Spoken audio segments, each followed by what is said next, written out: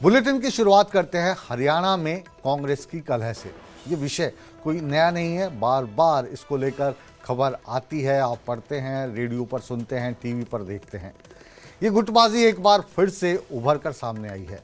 अब कांग्रेस के प्रभारी संजय दत्त जब हरियाणा के दौरे पर आते हैं तो कांग्रेस की गुटबाजी एक बार फिर उजागर हो जाती है। चंडीगढ़ में हुई कांग्रेस की जनरल बॉडी मीटिंग में कांग्रेस सांसद शैलजा कुमारी ने पार्टी के भीतर बढ़ती हुई खींचतान पर चिंता जताते हुए कहा कि ये गुटबाजी अब कड़वाहट में बदल चुकी है, ये पार्टी को नुकसान पहुंचा रही है। कुमारी शैलजा ने कहा कि कुछ नेता तो ऐसे हैं जो आपस में बात भी नहीं करते, एक दूसरे को नमस्ते भी नहीं करते। भूपेंद्र सिंह हुड्डा ने रणदीप सिंह सुरजेवाला पर तंज कसा और कहा कि अगर ये मेरा साथ दें तो मैं धुआं उठा दूं।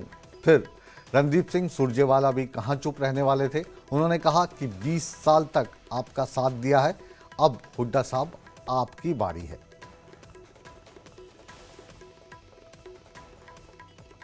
एक दूसरे नेता को नमस्ते नहीं कर पाता, इतने ज्यादा जोड़ दिए जाते हैं या मैं तो कहूंगी तोड़ दिए जाते हैं। नुकसान पार्टी को किससे होता है? आपस की प्रॉब्लम नहीं है। मीडिया वाले भी पूछ रहे थे अभी बाहर कि गुटबाजी में, क्या गुटबाजी क्या होती है? ग्रुप होते हैं और होता है ये पार्टी का और किसी भी संगठन का और राजनीति का एक हिस्सा होता है। लेकिन वो गुट कड़वाहट में जब बदल जाए तो नुकसान तब होता है।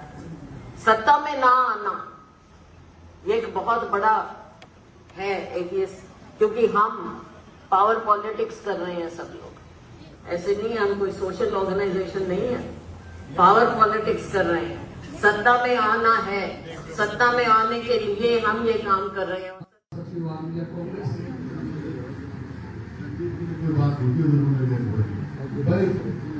रणदीप सुरजेवाला जी ने कहा था कि आपका आशीर्वाद रहे तो कुछ भी मिलेगा। मैं रणदीप सुरजेवाला से कह रहा हूँ, तू मेरा साथ दे पर देखते होगा।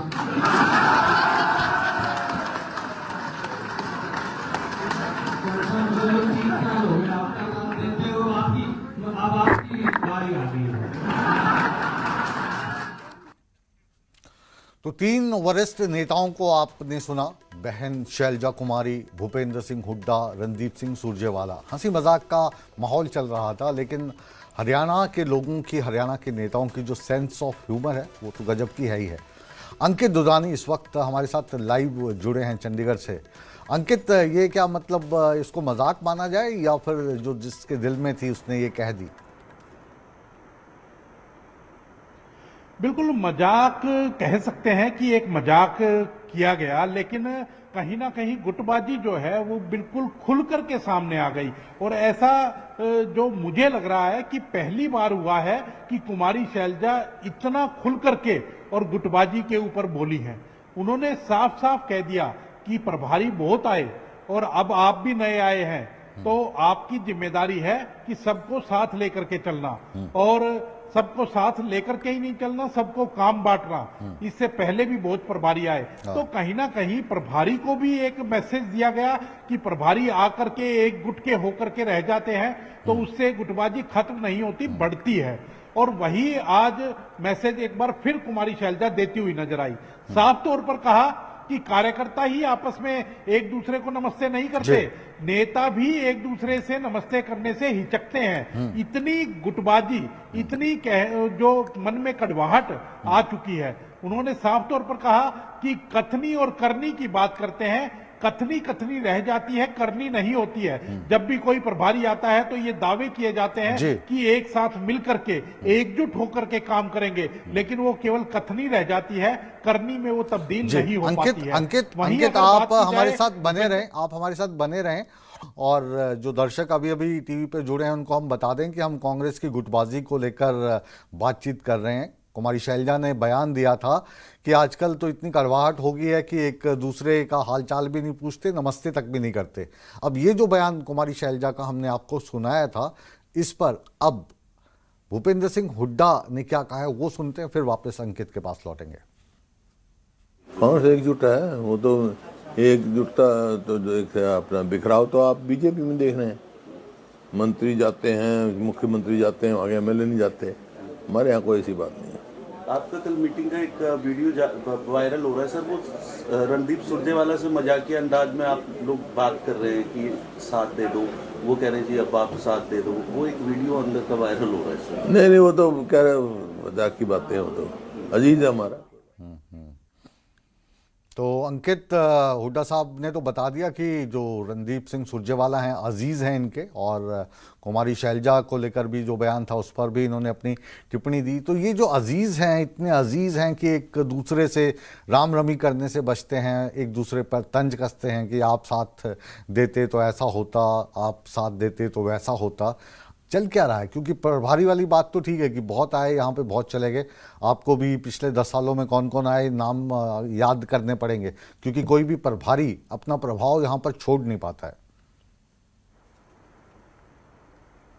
बिल्कुल, इसमें कोई दो राय नहीं है। चलने की जो बात है वो इसीलिए क्योंकि अब कांग्रेस ने एक नया कंसेप्ट शुरू किया है। जितने भी प्रदेशों में प्रभारी लगाए हैं, वो चाहे हम देख रहे हैं कि पंजाब के अंदर भूपेश बघेल भी लगातार 2 दिन से जो एक एक्सरसाइज कर रहे हैं, नेताओं के घर जा रहे हैं, अलग अलग गुटों से मिल रहे हैं। वहीं अब हरियाणा के अंदर ऐसे ही अलग अलग प्रदेशों के अंदर जाकर के ये कांग्रेस का एक अपनी जो पार्टी की एक्सरसाइज है कि 5 दिन वहीं रहेंगे, सब गुटों से मिलेंगे, सब नेताओं से मिलेंगे, जिला अध्यक्षों से मिलेंगे। तो ये सारी चीज तो एक पार्टी की है। लेकिन अगर जहां तक गुटबाजी की बात है, अगर गुटबाजी नहीं होती तो कहीं ना कहीं कांग्रेस पार्टी 2024 का जो चुनाव था वो जीतने के मुहाने पर थी। लेकिन उसके बावजूद भी हार का मुंह देखना पड़ा। और कहीं ना कहीं वो एक, क्योंकि कुमारी शैलजा आपने देखा कि उस समय नाराज हो गई और कुछ वर्ड्स ऐसे बोले गए, वो चाहे किसी के भी समर्थक रहे हो, उन्होंने कुछ ऐसे शब्द बोले कि कुमारी शैलजा नाराज होकर के घर बैठ गई, चुनाव प्रचार नहीं किया।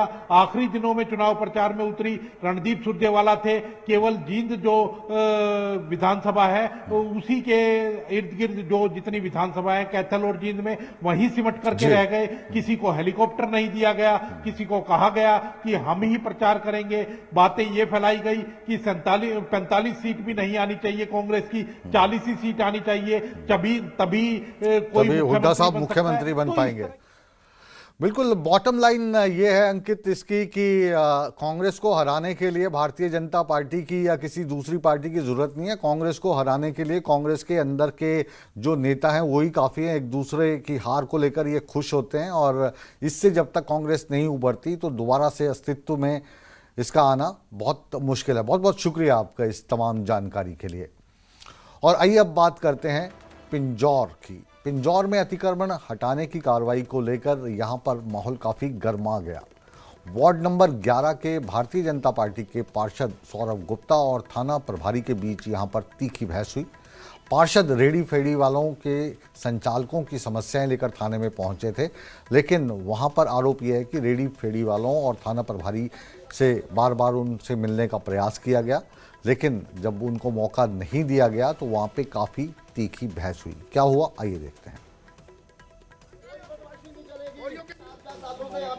कहाँ रह रहे? आप वेरीफाई करो ना, कहाँ रह रहे? आ जाओ ना, आ जाओ, दिखा दो, आ जाओ।